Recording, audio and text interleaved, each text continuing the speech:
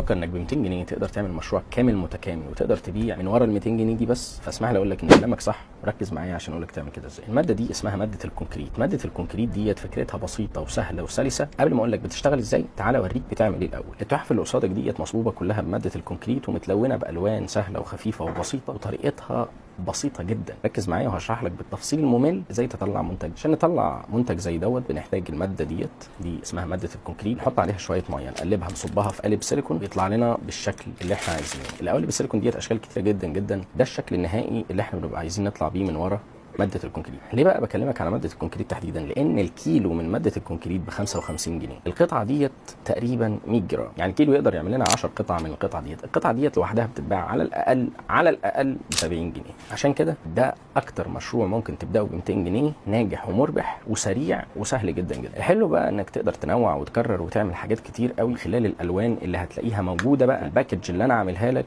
لماده الكونكريت حاطط لك قوالب وحاطط لك الوان وحاطط لك حاجات ثانيه كتير هتساعدك ان انت تبدا المشروع دوت بكل بساطه، وما تشتريش غير اللي انت محتاجه عشان اللي تصبه تبيعه او تستخدمه لنفسك. لو عندك اي استفسار ابعت لنا تحت في الرسائل واحنا نرد عليك. ولو عايز تطلب باكج الكونكريت هنبعتها لك لحد باب البيت وتوصل لك خلال 3 ايام.